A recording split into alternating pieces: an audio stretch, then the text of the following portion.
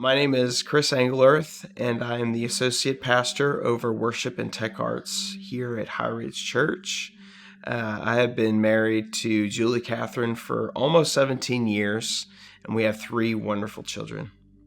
I was born and raised in Pennsylvania to a wonderful Christian family. My parents themselves were worship leaders at their church. And so I was always around church, always had a love and a desire for music. And as I grew up, I wanted to be a worship pastor. So growing up, I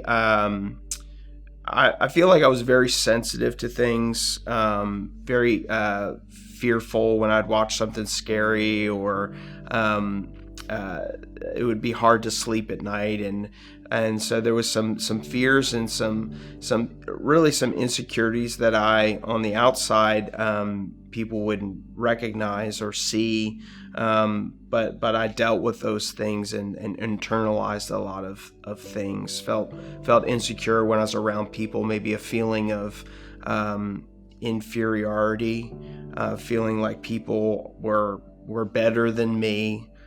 So I would say that some feelings and thoughts that, looking back now, I know that those were kind of building some things in my life, kind of structurally, that I didn't really deal with. Even though I grew up in a wonderful Christian family, where my parents loved Jesus and I knew that they loved me, there was no doubt about that. There were still some insecurities and some fears that I was dealing with. My heart was very sensitive to things that I felt hurt, and so there was just a lot of things that developed in me that I can look back now and see insecurity and fear and levels of anxiety and even at times depression that I felt. So in 2022, towards the end of the year, I started to recognize that I was dealing with some heavy anxiety and feelings of depression. It was kind of concerning my job and ministry. I felt like I was focused on doing things for the Lord, and really I was missing the being in relationship with the Lord, comparing myself to others, to my fellow coworkers. I was like, man, they're doing things perfect, and I'm just over here failing. I was also feeling numb, feeling not sad or happy, just emotionless, nothing.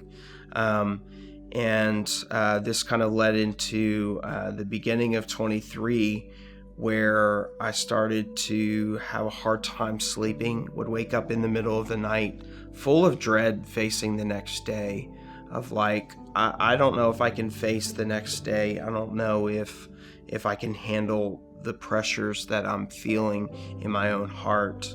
And one night I took a walk with my wife and just expressed some of the things that I was dealing with, the thoughts of really of suicide, of taking my own life. And so we called my counselor, and they helped me by forcing me to go to the ER, because it was serious enough that something had to happen, something had to change.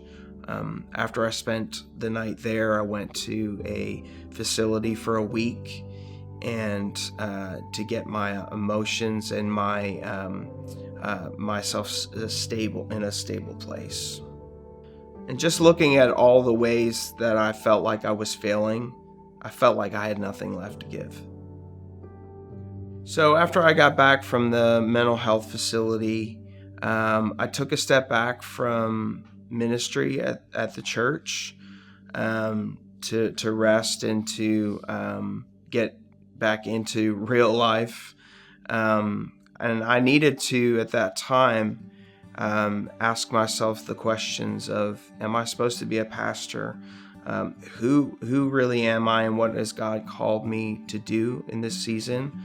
Not just go off of what I've always been doing for the last 10 years. And through that time, I really felt the love and support of our staff, our pastors, our leaders, our elders, people praying for me, and really believing in me as a person. Not just in what I could do, but in me as a person. Felt accepted and able to not have to be perfect.